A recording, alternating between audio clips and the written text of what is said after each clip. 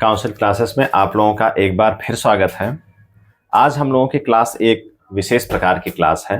जैसा कि आप लोग यहाँ पर देख पा रहे होंगे कि हमने एक यहाँ पर टाइटल लिखा हुआ है, हिंदू धार्मिक पुनर्जागरण या नई सांस्कृतिक विरासत। ये मैं बात कर रहा हूँ राम मंदिर के बारे में। राम मंदिर के बारे में हम लोगों ने एक विस्तार से क्लास की है, लेकिन वो जो क्लास थी वो पूरी तरीके से केवल राम मंदिर के इतिहास पर थी, राम के इतिहास पर और राम मंदिर के इतिहास पर और अयोध्या से ही जुड़े कुछ मामले थे राम मंदिर के ही संदर्भ में हमने उसके बारे में बात की थी। वो एक प्रकार से कह सकते हैं जिस पर्पस से हम लोग तैयारी कर रहे हैं, खास करके प्रतियोगी परीक्षाओं की तैयारी कर रहे हैं, उसके संदर्भ में अगर देखें हम तो वो एक प्रकार के संकुचित विचारधारा वाली क्लास थी, मतलब कि एक पक्षीय था वो मामला। लेकिन आज की जो क्लास है वो हम लोग इतिहास विषय के संदर्भ में जो कुछ बातें इस मंदिर के संदर्भ में, श्री रामचंद्र जी के उद्भव को लेकर के बहुत छोटा सा हिस्सा इसमें होगा, और खास करके जो सबसे बड़ा हिस्सा इसका होगा इस वीडियो का वो होगा भारतीय स्थापत्य कला के बारे में, मतलब इतिहास से जुड़ा हुआ, इतिहास के मूल विषय को लेकर के और भारतीय स्थापत्य के रूप में और भारतीय सांस्कृतिक विरासत के रूप में जो बातें होंगी आज की क्लास में हम लोग उसके बारे में चर्चा करेंगे। और जैसा कि टाइटल से ही दिख रहा है कि हिंदू धार्मिक पुनर्जागरण या फिर नई सांस्कृतिक विरासत या भारतीय स्थापत्य कला या भारतीय नवीन स्थापत्य कला या कह सकते हैं 21वीं शताब्दी के बारे में, इस 21वीं शताब्दी में स्थापत्य कला के संदर्भ में एक नया नमूना या फिर एक विस्तार से हम लोग देखेंगे। तो हम लोग राम मंदिर के ही बारे में करेंगे, उससे जोड़ करके करेंगे उस राम मंदिर रामायण के बारे में क्या कुछ कैसे है भारतीय इतिहास के संदर्भ में, इतिहास विषय में प्रतियोगी परीक्षाओं में किस प्रकार के प्रश्न इससे आ सकते हैं या आए हुए हैं, उसके बारे में हम लोग विस्तार से आज चर्चा करेंगे। तो सबसे पहले हम लोग देख लेते हैं सीधे जो मूर्त विषय है, जो कंक्रीट सब्जेक्ट है, जो कंक्रीट टॉपिक है, उसके वहां से हम लोग पहले जुड़ते हैं। फिर जो इससे अमूर्त विषय है इसी संदर्भ में उसके बारे में हम लोग चर्चा करेंगे।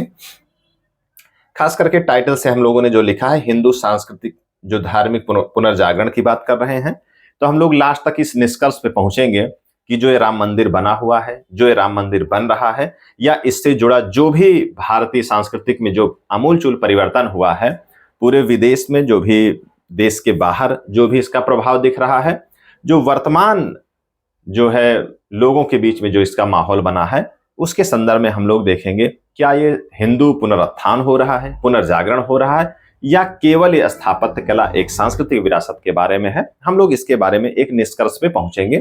तो मुख्य कोशिश हम लोगों की ये रहेगी, और जो है क्या प्रश्न इससे परीक्षा में आ सकते हैं, दूसरी कोशिश हमारी ये रहेगी। तो सबसे पहले हम लोग देखते हैं, ज्यादातर लोग इस बारे में परिचित हो ही गए होंगे, लेकिन अब क्लास ये चल रही है तो थोड़ा सा हम लोग इस पे ध्यान देते हैं कि जो राम मंदिर बन रहा है इसको बताने से इसका आशय यह है कि वो कैसा है, कैसा जो विशालकाय है, क्या है स्थिति उसकी, उसके बारे में हम लोग देख रहे हैं कि जो मंदिर की लंबाई चौड़ाई है 380 फीट, 250 फीट, और जो इसकी ऊंचाई है वो 161 फीट है। 3 मंजिल मंदिर बन रहा है। ये मंजिल में जो है मंदिर में 3 मंजिलें हैं, 392 खंभे हैं और 44 दरवाजे हैं, 5 मंडप हैं। और अगर इसकी विशालता को हम लोग देखें तो एक इसमें 2100 किलो का इसमें एक घंटा है, मतलब 21 क्विंटल का इसमें एक घंटा है, घंटा लग रहा है, जिस घंटे की जो आवाज है वो 15 किलोमीटर दूर तक जाएगा। तो बताने का मतलब यह है कि किस प्रकार से विशालकाय है, ये उद्देश्य है, उसी विशालकाय तरीके से बन रहा है। क्योंकि अगर हम लोग भारतीय संस्कृति के बारे में बात करें या फिर मध्यकालीन स्थापत्य कला की भी बात करें हम लोग, तो जो है जो भी इमारतें जो भी यहाँ पर बने हुए हैं, जो भी स्थापत्य का जो भी विकास हुआ है, वहां पर जो भी निर्माण हम लोग देखते हैं वो अति विशालकाय दिखते हैं, उनमें कारीगरी दिखती है और विशेष प्रकार की शैली दिखती है। और विशालता तो उसकी जो है चाहे मंदिर हो, चाहे मस्जिद हो, चाहे जो भी, चाहे किले हो, उनकी जो विशालता है वो इसका मुख्य रूप से हम लोग देखते हैं भारतीय स्थापत्य में। तो ये चीज है, तो ये इस हिसाब से आप अनुमान लगा रहे होंगे कि ये भी एक प्रकार का विशाल स्थापत्य का नमूना बनने जा रहा है। अब इसमें जो एक विशिष्ट बात है कि ये जो मंदिर है, राम मंदिर जो बन रहा है, ये नागर शैली में बन रहा है। किस शैली में? नागर शैली में। इतिहास में जिन लोगों ने पढ़ा है वो थोड़ा बहुत जानते होंगे कि भारत में जो स्थापत्य शैलियां हैं, खास करके मंदिर में, वो 3 प्रकार की शैलियां हैं: नागर शैली, बेसर शैली और द्रविड़ शैली। अब जैसे ये छोटा सा मैप हमने बनाने का प्रयास किया है, हालांकि मैप जैसा नहीं दिख रहा है तो इसमें अगर हम देखें कि कश्मीर से इस विंध्य क्षेत्र तक, कश्मीर से विंध्य क्षेत्र तक हम लोग देखते हैं जो भी निर्माण कार्य है, खास करके मंदिर के संदर्भ में, वो सारे नागर शैली में हैं। विंध्य क्षेत्र से कृष्णा नदी तक का जो क्षेत्र है, वहां जो भी स्थापत्य के नमूने दिखते हैं वो बेसर शैली में हैं। किस शैली में? बेसर शैली में। बेसर शैली को खिचड़ी शैली कहा जाता है, मतलब नागर और द्रविड़ शैली का वो मिक्सचर होता है, उसको खिचड़ी शैली भी कहते हैं, या हाइब्रिड शैली इसको कहा जाता है। किसको? बेसर शैली को। और कृष्णा नदी से कन्याकुमारी तक का जो क्षेत्र है, वहां पर जो भी मंदिर बने हुए हैं वो किस शैली में बने हुए हैं? द्रविड़ शैली में। तो इस तरीके से हम लोगों ने 3 शैली की बात की। और यहां मैं बता दूं कि अगर इतिहास, प्राचीन इतिहास से अगर कोई पेपर में, जिस पेपर में प्राचीन इतिहास के अगर प्रश्न आते हैं, तो हर 1-2 पेपर को छोड़ करके नागर शैली, बेसर शैली और द्रविड़ शैली से प्रश्न जरूर आते हैं। चाहे ये प्रश्न आए कि ये शैली कैसी है, क्या है, या जो भी स्थापत्य कला का जो नमूना है, जो भी कृति है स्थापत्य की, वो किस शैली में बना हुआ है, चाहे मंदिर का नाम देकर के पूछा जाए या फिर इन क्षेत्रों के बारे में पूछ लिया जाता है कि कैसे क्या इसका रहता है। अगर हम देखते हैं कि नागर शैली का जो विकास है वो गुप्त काल के पीरियड में हुआ था। गुप्त काल में नागर शैली का विकास होता है और राजपूत काल में जाकर के वो उत्कर्ष पर पहुंचता है। नागर शैली से जो भी कृतियां बनी हुई हैं, अगर हम देखते हैं नागर शैली की विशेषता क्या है कैसे हम लोग जानेंगे, कैसे पहचानेंगे कि ये मंदिर, ये जो भी चीज है, ये नागर शैली में बना हुआ है? तो उसकी विशेषता मुख्य तौर पे क्या है कि नागर शैली से बने हुए मंदिरों में गर्भगृह होता है, प्रदक्षिणा पथ होता है और मंडप होता है। ये 3 मुख्य चीजें होती हैं, और भी कई चीजें हैं, लेकिन ये 3 चीजें हैं। जैसे हम लोग देखें तो इस मंदिर में प्रदक्षिणा पथ भी बना हुआ है, गर्भगृह है। गर्भगृह वह स्थान होता है जहां पर जो भी देवता हैं उनकी जो है मूर्ति वहां पर स्थापित होती है, उसको गर्भगृह बोलते हैं। और अगर प्रदक्षिणा पथ की बात करें तो मंदिर से जस्ट किनारे पूरा खुला हुआ हिस्सा होगा जहां पे परिक्रमा की जाती है, वो प्रदक्षिणा पथ है। और अगर मंडप की बात करें तो मंडप वो स्थान है मंदिर में, जैसे यहां पर हम देखते हैं 5 मंडप हैं, तो मंदिर का वह स्थान जहां पर भक्त लोग भजन कीर्तन करते हैं, मनन करते हैं। अगर आध्यात्मिक चिंतन की बात की जाए तो वहां पर बैठ करके वो चिंतन करते हैं, आध्यात्मिक चिंतन करते हैं, वह स्थान क्या होता है? मंडप होता है। अगर भारत में हम लोग देखें, अगर मध्य भारत में देखें, खास करके ये जो हिस्सा है, यहीं पर आपको नागर शैली के मंदिर मिलेंगे। अगर इसको हमको देखना है तो राजस्थान में अगर हम देखें तो माउंट आबू में जो मंदिर बना हुआ है वो नागर शैली में बना हुआ है। और इसकी जो सबसे शीर्ष उत्कृष्ट कृति अगर हम देखें तो खजुराहो में वो मिलती है। वो कहां है? खजुराहो में कंदरिया का महादेव मंदिर जो है वो नागर शैली में बना हुआ बहुत ही उत्कृष्ट नमूना है। तो उसके अलावा कश्मीर में अगर हम बात करें तो मार्तंड मंदिर है। कश्मीर में ललितादित्य के द्वारा बनवाया गया कश्मीर का मार्तंड मंदिर है। तो इस तरीके से नागर शैली में बने हुए बहुत सारे मंदिर हैं। माउंट आबू में जो मंदिर बना हुआ है, ये राजस्थान में माउंट आबू में जो मंदिर बना हुआ है ललितादित्य द्वारा जो बनवाया गया है, उसके बारे में कहा जाता है कि बाहर से तो वो उतना खूबसूरत नहीं है, लेकिन अंदर से वो काफी खूबसूरत बनाया गया है। इसके बाद में बात करें थोड़ा सा, इसमें हम थोड़ा सा अमूर्त विषयों पर आते हैं, जैसे गर्भगृह की जो संकल्पना है मंदिर में, खास करके नागर शैली में, तो गर्भगृह के बारे में एक दार्शनिक परंपरा के रूप में अगर हम देखें तो इसकी तुलना मेरु पर्वत से की गई है। किससे की गई है? मेरु पर्वत से। मतलब यह है कि जो मेरु पर्वत है वो पूरे संसार का केंद्र है, वैसे पूरे मंदिर का केंद्र गर्भगृह है। मेरु पर्वत से उसकी तुलना की गई है। उसके बाद में अगर हम लोग देखें, जो प्रदक्षिणा पथ की संकल्पना है कि जहां पर वो भक्त परिक्रमा करते हैं मंदिर की, उसको समय की गति से तुलना की गई है। समय की, जो संसार के समय की गति चल रही है, उसको प्रदक्षिणा पथ कहा गया है। तो इस तरीके से नागर शैली में जो भी बातें हैं उसके एक मायने हैं। तो ये बातें हो गई प्योरली एकदम मंदिर के संदर्भ में। तो मंदिर के बारे में ये सारी बातें हैं, ये सारी मूर्त बातें हैं, कंक्रीट एकदम टॉपिक हैं जिनसे प्रश्न पूछे जाते हैं। और जो मंदिर है वो उसके बारे में हम लोगों ने एक सूक्ष्म चर्चा कर ली है।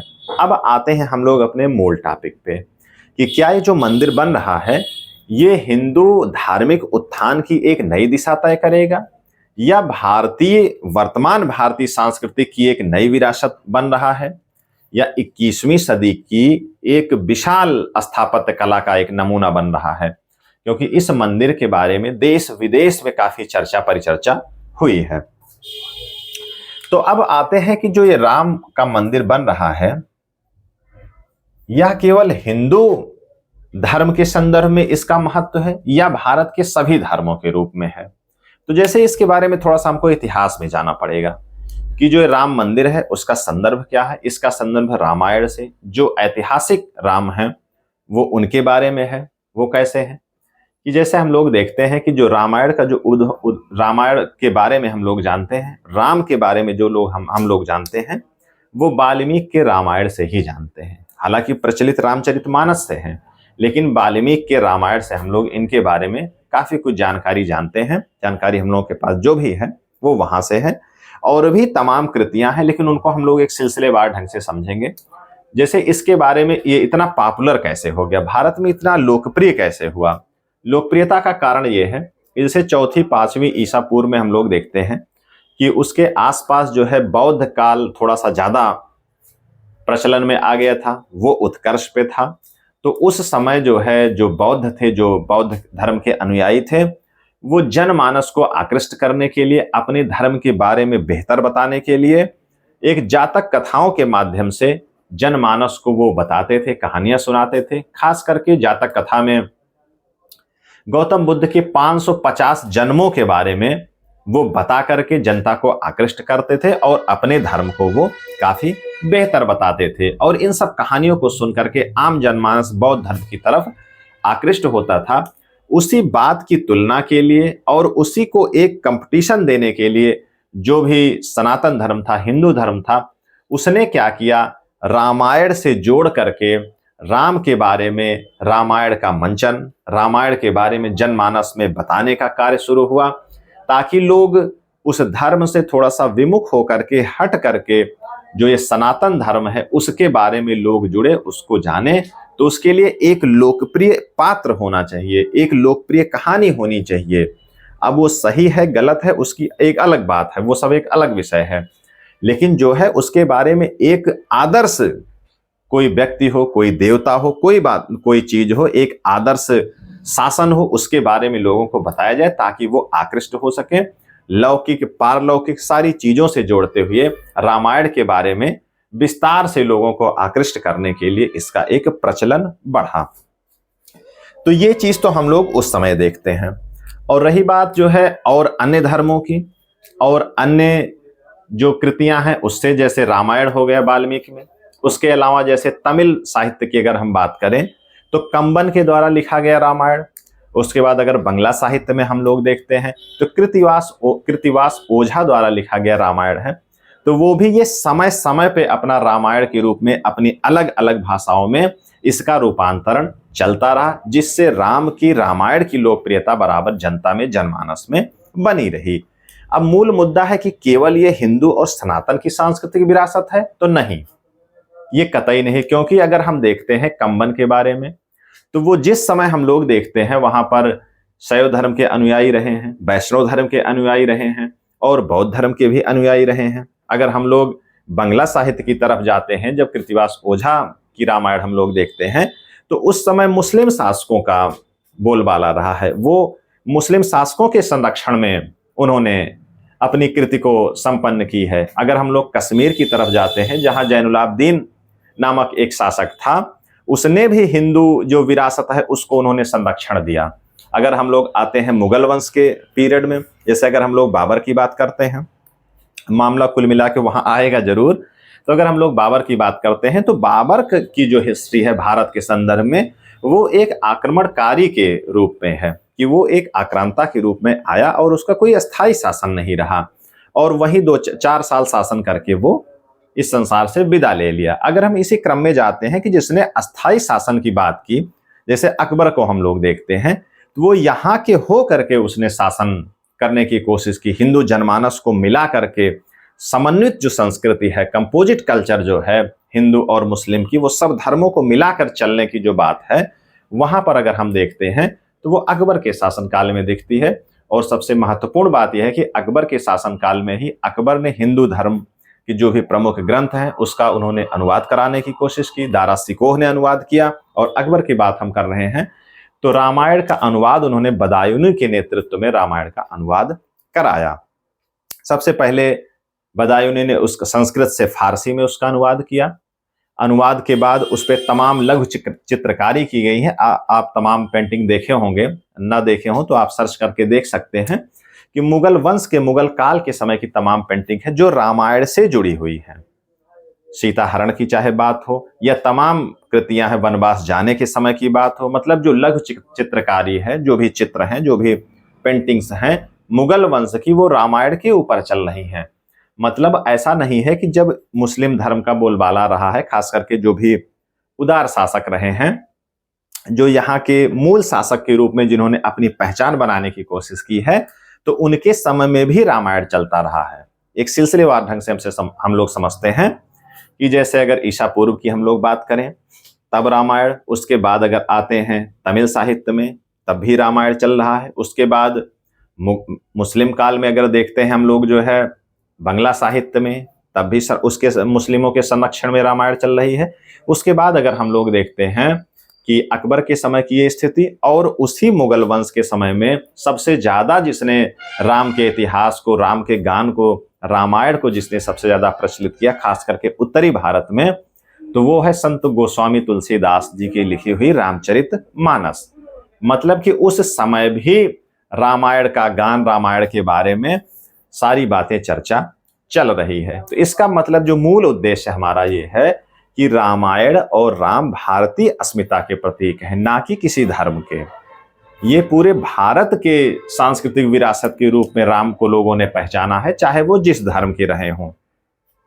अब बात आती है कि जो मंदिर तोड़े गए, जो भी सारी चीजें हैं, तो उसका मुख्य कारण क्या है कि ये, जैसे अगर आपने देखा हो तो अगर हम लोग मध्यकालीन भारत की बात करते हैं, या फिर पूर्व मध्यकालीन अगर देखें, या प्राचीन में ही अगर हम लोग देखें, प्राचीन इतिहास में हम लोग देखते हैं, तो ये एक सामान्य सी परंपरा रही है कि जिस राजा ने अगर किसी दूसरे को पराजित किया, चाहे वो जो भी शासक हो, अगर किसी दूसरे शासक को उसने पराजित किया और उसके राज्य को उसने जीत लिया, तो सबसे पहले उसने क्या किया कि उसकी धार्मिक अस्मिता को नष्ट करने की कोशिश की। और ये अस्मिता नष्ट करने की कोशिश किसी हिंदू, मुस्लिम, सिख, ईसाई किसी व्यक्तिगत मामला नहीं रहा है, या किसी से भी किसी का अगर युद्ध हुआ, किसी प्रकार का अगर इस प्रकार का संबंध रहा, तो उसने नष्ट करने की कोशिश की। 2-3 उदाहरण से मैं आपको समझाता हूं। बाबर वाला तो आप समझ ही रहे हैं, और अगर जो है मध्यकाल में देखें तो आप स्पष्ट तौर पे जान ही रहे हैं। थोड़ा सा उसके पहले हम लोग देखते हैं कि जैसे एक उदाहरण हम देखते हैं, कुलोत्तुंग द्वितीय, चोल शासक कुलोत्तुंग द्वितीय ने क्या किया था कि उसने जो है, जो गोविंद राज की मूर्ति थी नटराज मंदिर में, गोविंद राज की जो मूर्ति थी, उसने क्या किया, उसको निकलवा करके वहां से समुद्र में फेंकवा दिया। उसका कारण यह था कि कुलोत्तुंग द्वितीय जो है शैव शासक था, मतलब कि वैष्णव धर्म के से उसकी जो है मुखालफत उसने की। तो शैव शासकों ने क्या किया, खास करके कुलोत्तुंग ने क्या किया कि गोविंद राज की मूर्ति उसने समुद्र में फेंकवा दिया। तो एक तो ये जो है मिलता है। दूसरा ये है कि बंगाल के गौड़ शासक थे शशांक, उन्होंने बोधि वृक्ष को कटवा दिया। मतलब ये शैव शासक ये थे और बोधि वृक्ष को कटवा दिया, मतलब बौद्ध धर्म को इन्होंने जड़ से नष्ट करने की कोशिश की। अब जड़ से नष्ट हो या ना हो, कुल मिला के जिसका शासन रहा और अगर दूसरे क्षेत्र को उसने विजित किया, तो उसकी धार्मिक अस्मिता पे चोट करने की सबसे पहले कोशिश हुई। तो भारत में जो भी ये शासक रहे हैं, इन्होंने भी यही किया। तो जो मुस्लिम आक्रांता आए, तो उनका भी यही कार्य रहा। तो ऐसे बहुत स्पष्ट याद नहीं है, लेकिन शायद फिरोज शाह तुगलक ने ज्वाला देवी मंदिर से वहां की जो मूर्ति थी उसको तोड़वा करके उस मूर्ति के टुकड़े को उसने कसाईयों को दे दिया कि उस पर गोश्त तोले या गोश्त काटने के लिए। तो ये सब सारी बातें, जो ये सारे जो लक्षण है, ये मध्ययुगीन परंपरा के लक्षण हैं। जो भी पहले के शासक थे उनकी ये परंपरा रही है कि ऐसे उनको करना है। तो ये बात जो है तोड़ने और हटाने के संदर्भ में हमने ये इसको जोड़ने का प्रयास किया। ये किसी धर्म विशेष को लेकर के नहीं है। अब आते हैं हम लोग वर्तमान में। जो ये मंदिर बन रहा है, इसकी जो प्रासंगिकता है, इसकी प्रासंगिकता पूर्ण रूप से जो है भारतीय समन्वित जो संस्कृति है, जो एक कंपोजिट कल्चर है यहाँ की, इसके संदर्भ में है। इस मंदिर से, इस स्थापत्य कला के इस कार्य से भारत का देश विदेश में सांस्कृतिक विरासत के रूप में पहचान बन रही है। और अगर किसी प्रकार के विरासत की पहचान हो तो जो भी मध्यकालीन स्थापत्य कला की जो भी कृतियां हैं वो ज्यादातर जो है इस्लाम धर्म के अनुयायियों द्वारा बनी हुई है, इस्लाम धर्म के मुस्लिम शासकों द्वारा बनाई गई है, वो भी भारत की सांस्कृतिक विरासत है। तो इस तरीके के भारत में जो भी इस तरीके की कृतियां हैं वो भी सांस्कृतिक विरासत हैं। अब खास करके मंदिर के बारे में जो खास सांस्कृतिक विरासत की बात आ रही है वो ये है कि भारत में जो प्राचीन इतिहास में अगर हम लोग भारत के जाते हैं तो वहां पर केवल कृतियों के नाम पर स्थापत्य कला की जो भी कृतियां हैं वो मंदिर के रूप में ही हम पाते हैं, क्योंकि भारत में जो इस्लाम धर्म का आगमन हुआ, इस्लाम के अनुयायियों का आगमन हुआ, वो 7वीं शताब्दी के बाद से है। जो भी स्थापत्य कला के नमूने हमको मिलते हैं वो इसके बाद से मिलते हैं। तो जो भारत की जो मूल परंपरा है, मूल जो संस्कृति है, वो मंदिर से जुड़ करके ज्यादा है। अब उस मंदिर, उस राम मंदिर का जो उसकी जो सारगर्भिता है वो किसी हिंदू धर्म को लेकर के नहीं है, बल्कि जो मंदिर है भारतीय संस्कृति का परिचायक है। उस भारतीयता में हिंदू, मुस्लिम, सिख, ईसाई सारे हैं, जो भी यहाँ के नागरिक हैं वो सब आते हैं। इसी संदर्भ में हम लोग जैसे अभी वर्तमान में देख रहे हैं कि दुबई में एक हिंदू मंदिर बन के तैयार हुआ है, तो एक मुस्लिम राष्ट्र में एक मंदिर बन रहा है। तो इसका मतलब यह है कि जो वो मंदिर है वो भारतीयता का परिचायक है, भारत देश की संस्कृति का परिचायक है। तो कहने का आशय यह है कि जो भी ये मंदिर है ये भारतीय संस्कृति की धरोहर है और उसको ये रिप्रेजेंट कर रहा है। अब आते हैं हम लोग राम मंदिर के बारे में। जो रामायण की गाथा हम लोगों ने गाई, प्राचीन इतिहास से लेकर के अभी तक को हम लोगों ने बताने का प्रयास किया, खास करके गोस्वामी तुलसीदास के रामचरितमानस तक। तो जो राम है, वो जो राम राज्य है, जो राम के बारे में एक संकल्पना है, वो लोकतंत्र की, सुशासन की संकल्पना है। अगर कहीं भी राम राज्य है तो उस राम राज्य का मतलब सुशासन है। वो किसी धर्म में हो सकता है, किसी धर्म का अगर शासक है, अगर इस तरीके की संकल्पना है तो वो भी राम राज्य है। इसके बारे में गांधी जी ने काफी विस्तार से बताया है कि अगर जो भी सुशासन है, जो भी अच्छा शासन है, वो राम राज्य है। अब अंग्रेजों से तुलना उन्होंने करके कहा कि अंग्रेजों का जो शासन है वो क्या था, वो कुशासन था। उसके अलावा जो भी आदर्श बातें होंगी वो सुशासन में होंगी। तो इस तरीके से हम लोगों ने राम राज्य के बारे में एक जो संकल्पना बनी है वो किसी विशेष धर्म को लेकर के नहीं बनी है, बल्कि एक भारत की जो सांस्कृतिक विरासत है उसको लेकर के है। और उसी विरासत को आगे बढ़ाते हुए ये राम मंदिर बन के तैयार हो रहा है। और इसी राम मंदिर से जो भारत की एक जो पहचान बन रही है वो हिंदू या धर्म को लेकर के, विशेष बात को लेकर के नहीं बन रही है, बल्कि यहाँ की एक सांस्कृतिक विरासत को लेकर के बन रही है। और जो सबसे महत्वपूर्ण है कि ये 21वीं शताब्दी का एक बेजोड़ स्थापत्य का नमूना बनने जा रहा है, क्योंकि जहां तक मुझे याद है कि इस तरीके का कोई स्थापत्य निर्माण पिछले कई सौ वर्षों में नहीं हुआ है जिस तरीके का ये बन रहा है। इसके बारे में जो बताया जा रहा है कि 1000 साल तक ये मंदिर जो है ऐसे अनवरत चलेगा, मतलब ये इसका नुकसान नहीं होगा।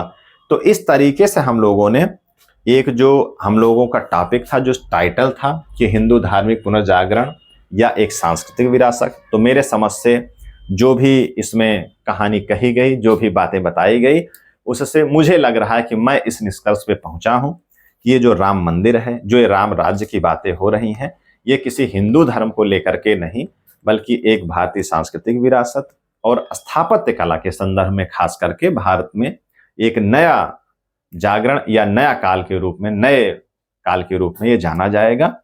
तो इस तरीके से आज की क्लास हम लोगों की यहीं पर समाप्त होती है।